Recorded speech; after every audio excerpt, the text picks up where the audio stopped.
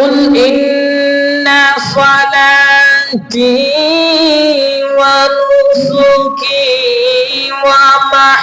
ومحياي ومماتي لله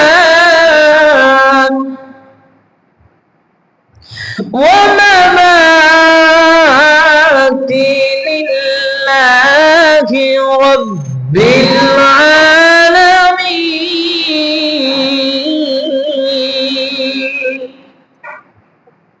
لا شريك له وبذلك أمرت وأنا أول المسلمين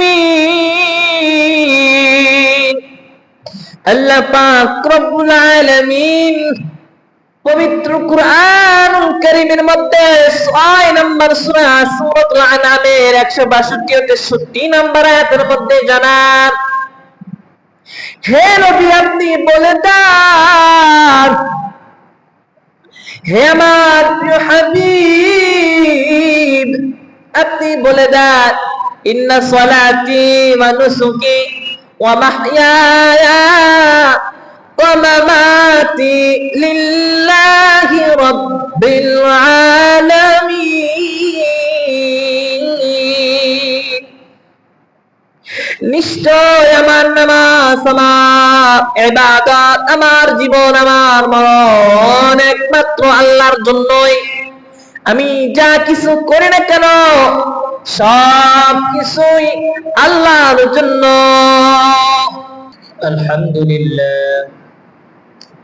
আলহামদুলিল্লাহ নাহমাদুহু ওয়া নাস্তাঈনুহু ওয়া নাস্তাগফিরুহু ওয়া নাউযু বিল্লাহি মিন শুরুরি আনফুসিনা ওয়া মিন সাইয়্যাতি আ'মালিনা মান ইয়াহদিহিল্লাহু ফালা মুদিল্লা লাহু ওয়া মান ইউদ্লিলহু ফালা হাদিয়া লাহু ونشهد أن لا إله إلا الله وحده لا شريك له ونشهد أن سيدنا وسندنا وحبيبنا ومولانا محمدا عبده ورسوله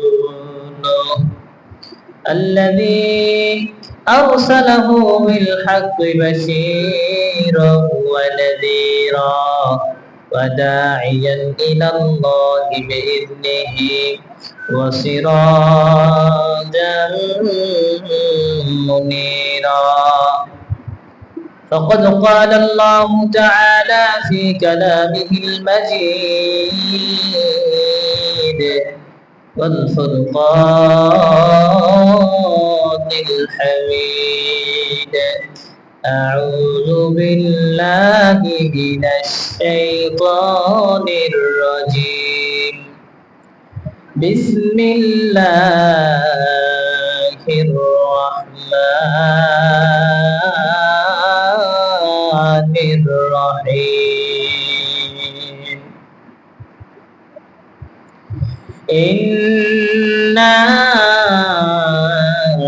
أنزلنا إليك الكتاب بالحق فاعبد الله مخلصا له الدين ألا لله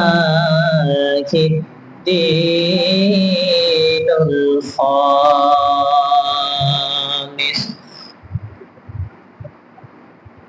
صدق الله المولانا العظيم وصدق رسوله النبي الكريم ونحن على ذلك من الشاهدين والشاكرين والذاكرين والحمد لله رب العالمين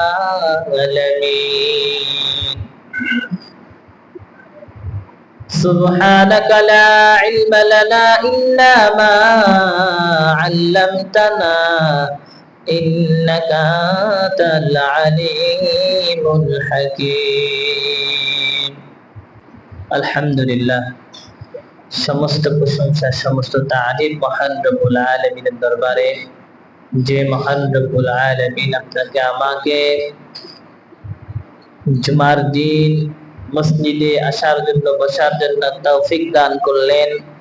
সেই মহান রব্বুল আলামিনের দরবারে শুকরিয়া আদায় করি, সকলে মিলে আলহামদুলিল্লাহ।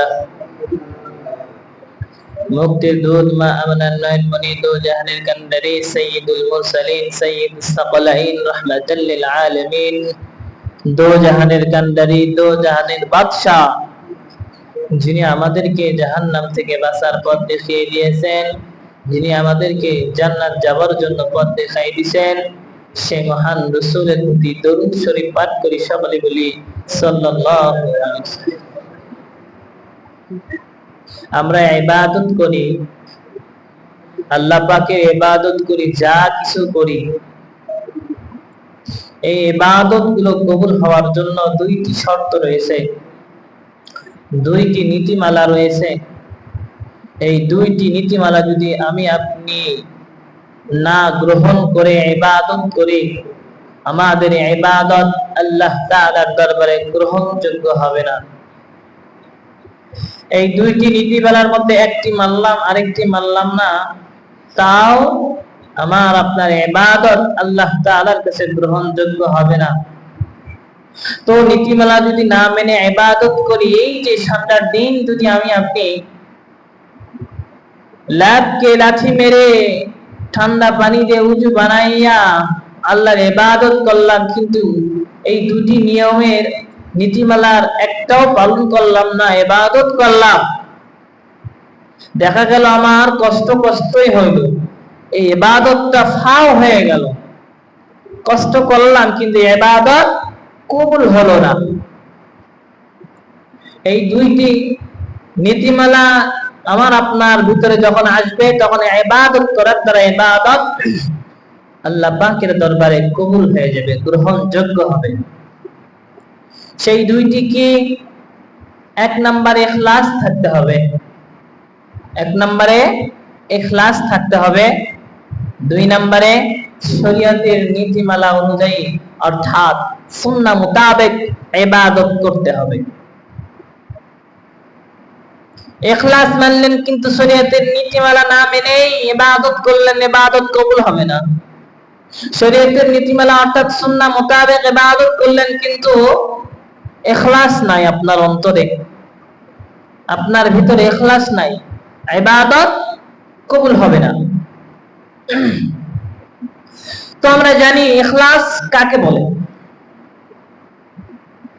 ইখলাস এমন একটা জিনিস, ইখলাস মানে নিষ্ঠা। ইখলাস দ্বারা কি বোঝায়?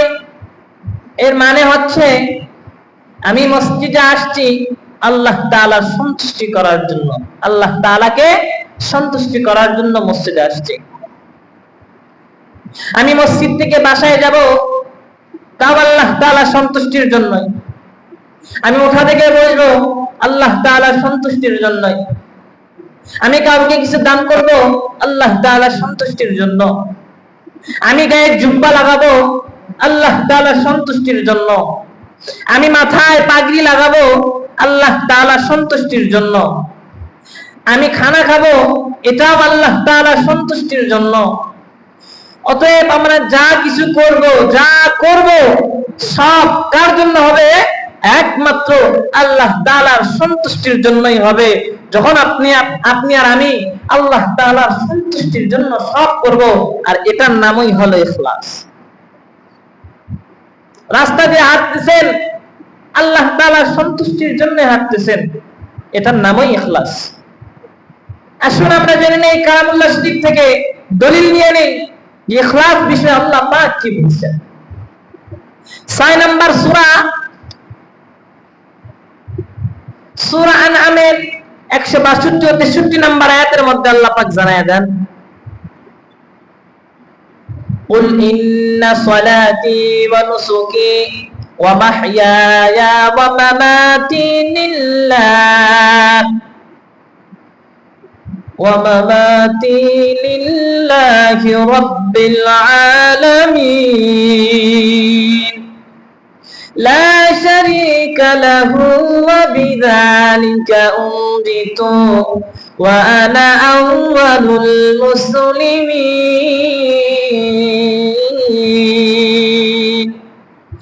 আল্লাহ পাক রব্বুল আলামিন তার প্রিয় হাবিবকে ডেকে বলে, হে আমার রাসূল, হে আমার প্রিয় হাবিব, আপনি বলুন, ইন্না সালাতি ওয়া নুসুকি ওয়া মাহইয়ায়া ওয়া মামাতি লিল্লাহ ওয়া মামাতি লিল্লাহি রাব্বিল আলামিন।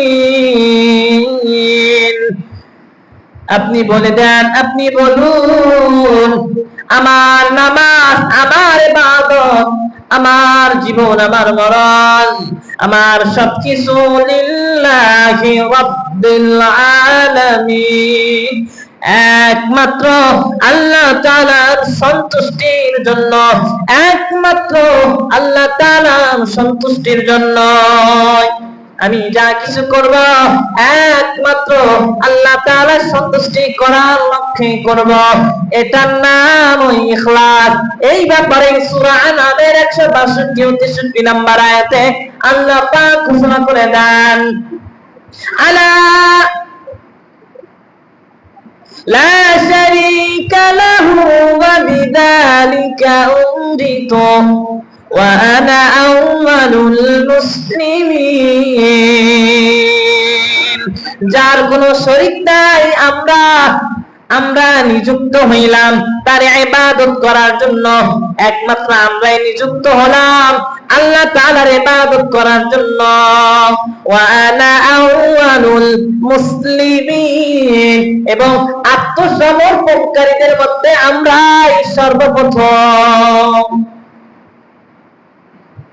বুঝা গেল, ইখলাস থাকতে হবে, ইখলাস মনের মধ্যে আনতে হবে। আমি যা কিছু করি না কেন, যেটাই যাই না কেন, যা কিছু করি না কেন, একমাত্র আল্লাহ তাআলার সন্তুষ্টির জন্যই করতে হবে।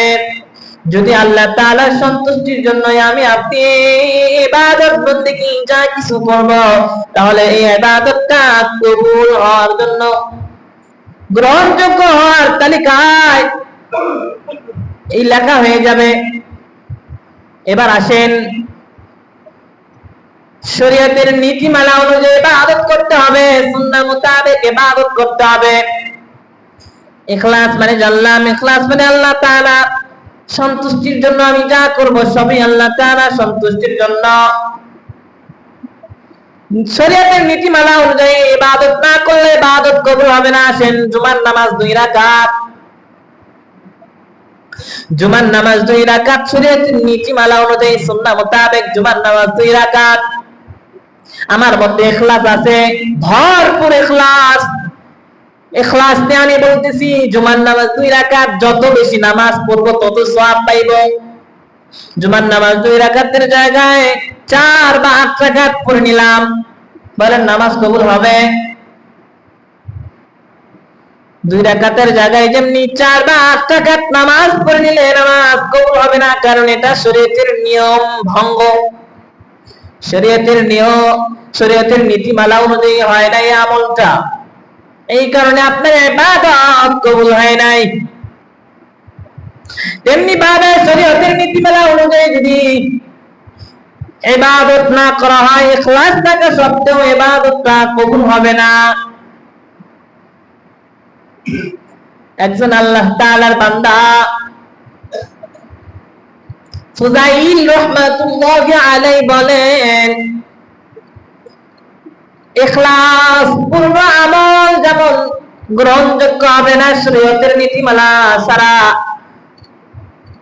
ইখলাস অসম্পূর্ণ আমল শরীয়তের নীতিমালা অনুযায়ী করা সত্ত্বেও কবুল হবে না, কারণ একটা আরেকটা ছাড়া থাকতে পারে না। ইখলাস থাকতে হবে, শরীয়তের নীতিমালা অনুযায়ী সুন্নাহ মোতাবেক ইবাদত করতে হবে। যা করব আমি আপনি ইবাদত করব একমাত্র আল্লাহ তাআলার সন্তুষ্টির জন্য। সূরা বাইয়িনাতের 5 নম্বর আয়াতের মধ্যে আল্লাহ পাক রব্বুল আলামিন বলেন, ওয়া মা উমিরু ইল্লা লিয়া'বুদুল্লাহ মুখলিসিনা লাহুদ্দিন। ওয়ামা উমিনু, আমরা নিযুক্ত হলাম ইল্লা একমাত্র লিয়াবুদুল্লাহ মুখলিসিনা লাহুদ্দিন, একনিষ্ঠভাবে দ্বীনের পথে একমাত্র আল্লাহ তাআলার ইবাদত করার জন্য, আল্লাহ তাআলাকে সন্তুষ্টি করার জন্য ইবাদত করব। আল্লাহ পাক রব্বুল আলামিন সূরা জুমারের 2 এবং 3 নম্বর আয়াতের মধ্যে জানায় দেন, ইন্না أنزلنا إليك الكتاب بالحق فاعبد الله مخلصين له الدين ألا لله الدين الخالص। আমি কোরআন অবতীর্ণ করলাম আপনার উপর নাযিল করলাম কোরআন সত্য সহকারে। ফা'বুদিল্লাহ মুখলিসান লাহুদ্দিন, ফা'বুদিল্লাহ মুখলিসান লাহুদ্দিন, একমাত্র ইবাদত করা হবে আল্লাহ তাআলার সন্তুষ্টির জন্য। আলা, জেনে রাখো, কি জানবো, লিল্লাহিদ্দীনুল খালিস, জেনে রাখো নির্ভরযোগ্য আনুগত্য একমাত্র আল্লাহ তাআলার জন্যই। আল্লাহ পাক ঘোষণা করে দিলেন, বান্দা তুমি যা করবা আল্লাহ তাআলার সন্তুষ্টির জন্যই করবা, কারণ এর মধ্যেই কামিয়াব, এর মধ্যেই বরকত। তুমি যদি ইখলাস না থেকে, ইখলাস না নিয়ে ইবাদত করে, ইবাদত কবুল হবে না। এবার আসেন হাদিসের আলোকে আমরা কিছু জানি ইখলাস সম্পর্কে। হযরত আবু হুরায়রা রাদিয়াল্লাহু তাআলা আনহু থেকে বর্ণিত, রাসূলুল্লাহ সাল্লাল্লাহু আলাইহি ওয়াসাল্লাম ইরশাদ করেন, কিয়ামতের দিন শহীদদের যখন বিচার করা হবে, আল্লাহ পাক রব্বুল আলামিন একজন শহীদকে বলবে, তোমাকে আমি যুদ্ধের ময়দানে যাওয়ার জন্য তৌফিক দিলাম, হাতের মধ্যে শক্তি দিলাম, তোমার দেহের মধ্যে শক্তি দিলাম, তুমি কি করলা? স্বীকারোক্তি নেবে। ওই বান্দাকে বলবে, শহীদ বান্দা ডেকে বলবে, ইয়া রাব্বুল আলামিন, আপনার সন্তুষ্টির জন্যই আমি যুদ্ধ করেছি, যুদ্ধ করতে করতে একসময় আমি শহীদ হয়ে গেছি। আল্লাহ পাক রব্বুল আলামিন ডেকে বলবে, তুমি মিথ্যা বলছো, কারণ তুমি আমার সন্তুষ্টির জন্যই শহীদ হও নাই, যুদ্ধ করো নাই, তুমি তোমার নাম খ্যাতি বাড়ার জন্য যুদ্ধ করেছো।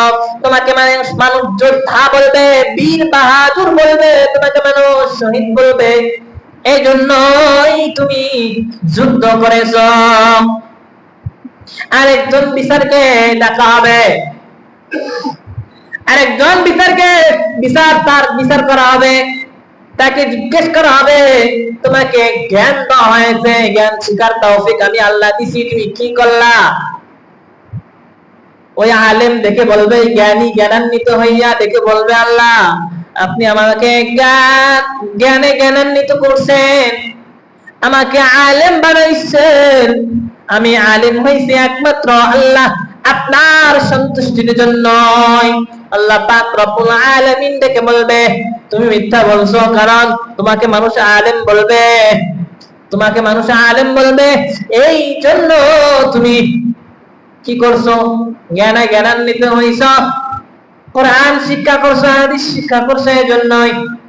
কি বলবে মানুষ? তোমাকে আলেম বলবে, দুনিয়াতে আলেম বলে ফেলছে, তোমার আমলটা হয়ে গেছে, তুমি যা চাইছো তা পেয়ে গেছো।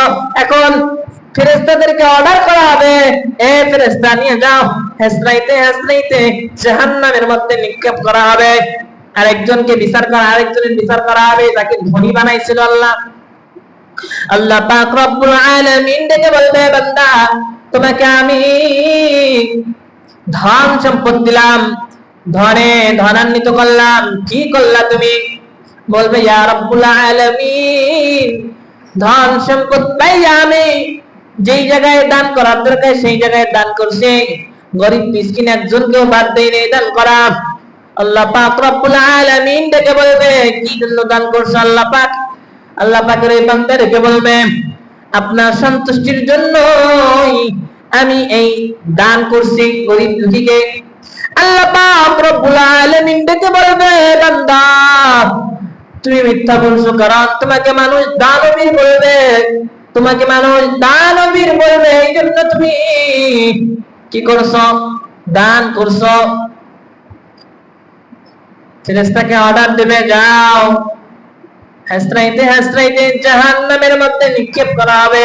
বোঝা গেল ইখলাস থাকতে হবে একমাত্র আল্লাহর জন্য। যা কিছু করি না কেন একমাত্র আল্লাহর সন্তুষ্টির জন্যই করতে হবে। যদি আমি আপনি নিজের ধান্দা কামানোর জন্য, নিজের পদ পদবি বড় করার জন্য,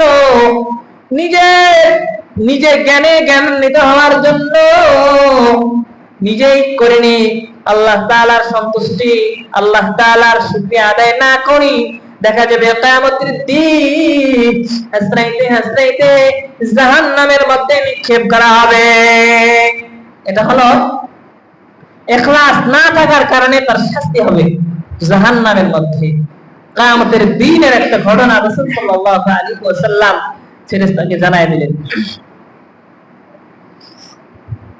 আবু আব্দুর রহমান আব্দুল্লাহ ইবনে উমর ইবনুল খাত্তাব রাদিয়াল্লাহু তাআলা আনহু থেকে বর্ণিত রাসূলুল্লাহ সাল্লাল্লাহু আলাইহি সাল্লামকে বলতে শুনেছেন, রাসূলুল্লাহ সাল্লাল্লাহু আলাইহি ওয়াসাল্লামকে বলতে শুনেছেন সাহাবীদেরকে রাসূলুল্লাহ সাল্লাল্লাহু আলাইহি ওয়াসাল্লাম বলতেছেন তোমাদের পূর্বে বনি ইসরাইলের যুগে তিনজন ব্যক্তি সফরে বের হলো।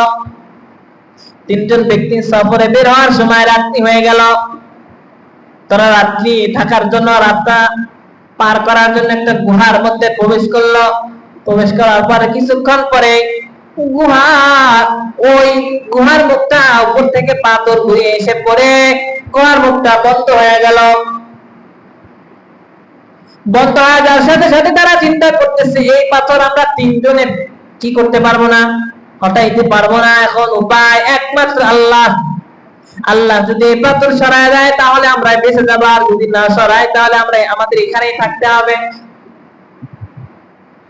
এবার একজন ডেকে বলতেছে কার কি জীবনে কি আমল আছে, সহ্য আমল, ওই আমলের